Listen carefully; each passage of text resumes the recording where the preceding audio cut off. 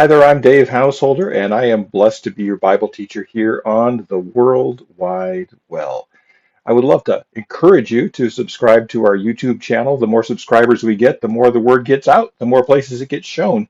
And we're very excited about getting the word out, just like John was at getting the word out about Jesus, which is why he wrote the gospel. He wanted it to outlive him. He wanted the story to outlive his voice and to be able to move out for generations and centuries even.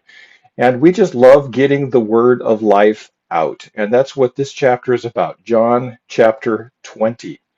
Now, John is a really unique gospel. There's four gospels, Matthew, Mark, Luke, and John. Matthew, Mark, and Luke are called the SYN-OPTIC gospels. Optics, symphony together, optics, see things together. They see things from the same place, the same seat in the stadium, so to speak. But John has a different seat in the stadium.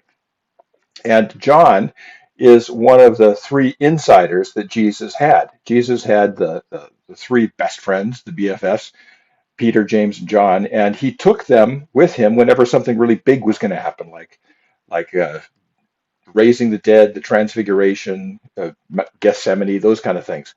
And so he was right in the center, and he has a whole lot better seating than Matthew, Mark, and Luke did.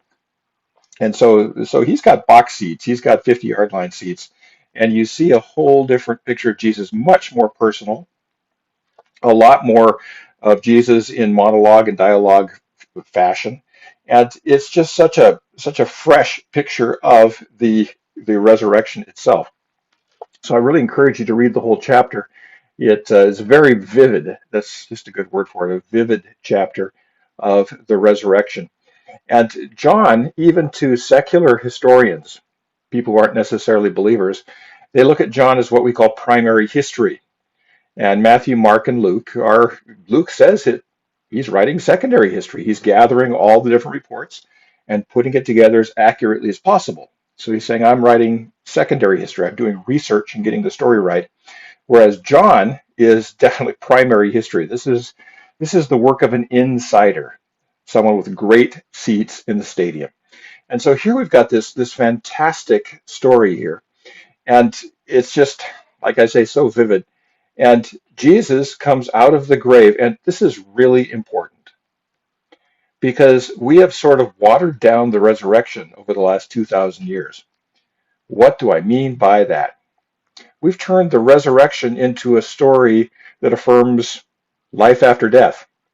But life after death, virtually every faith system believes in some kind of life after death, whether it's reincarnation or Valhalla or heaven or the Elysian fields or whatever.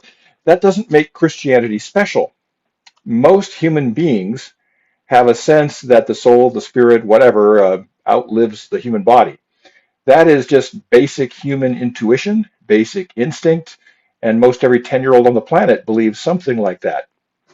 And so belief in an afterlife is more or less universal.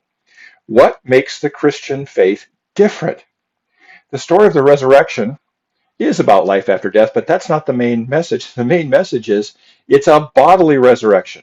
It's not a spirit or a soul or a combination of that and the mind moving off to be in some afterlife somewhere where the body stays in the ground. No, the body comes out of the ground. The body comes out of the ground, and Jesus ends up in the next chapter, chapter 21, eating fish and showing up with Thomas in chapter 20, where Thomas sees the scars, the physical scars on his body. Now, he's transformed and he's different than he was before the resurrection, but he is in a glorified physical body. And what this says is this, that anything broken can be fixed, and even death can be overcome. And not just overcome by saying, well, he's in a better place somewhere. No, we believe in the resurrection of the body. And I've said this before in other teachings on video, but this is so important because what that says is when we see something broken in the world, we believe that God can fix it through us and through his power.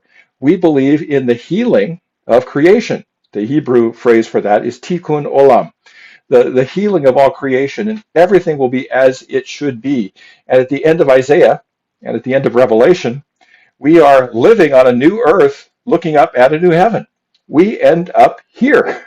No matter what your end times view is, and there's lots of legitimate end times views, we end up here on a transformed planet. And so we don't look at broken things and say, well, the whole thing's going to burn, it's going to go away, and we're going to escape spiritually somewhere else. No, that's Buddhists believe that. People believe in reincarnation believe that. What we believe is that every tear will be dried, that everything will be fixed that is broken, everything that will be healed that is sick or ill. We believe in healing. We believe in fixing. We believe in transformation. We believe in justice where there is injustice. Have you ever noticed whenever there's a major just natural disaster, the Christians are the first ones there and the last ones to leave. They're always there to help. Why? Because we believe in helping. We believe in healing. We believe in loving and working with broken people, and everything that is broken can be fixed.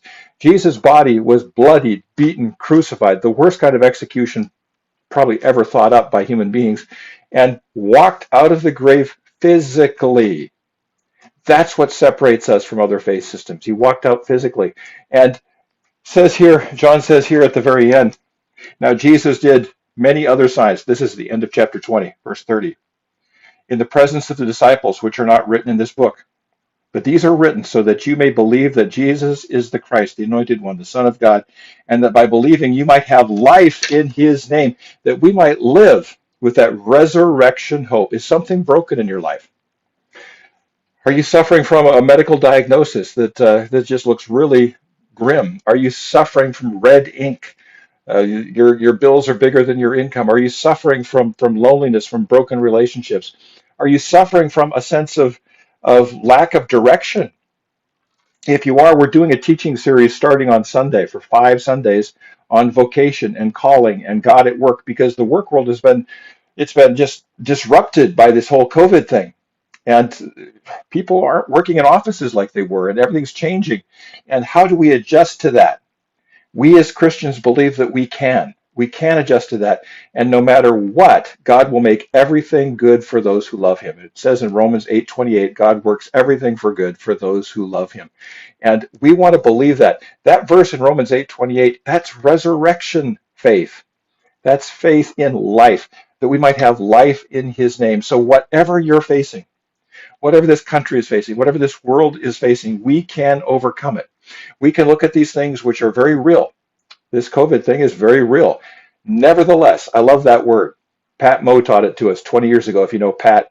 Nevertheless, we will believe the promises of God and move forward. And Martin Luther said at the end of his landmark hymn that he wrote 500 years ago, "A mighty fortress is our God.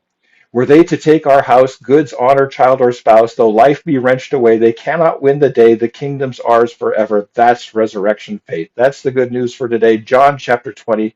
And I will talk to you again tomorrow.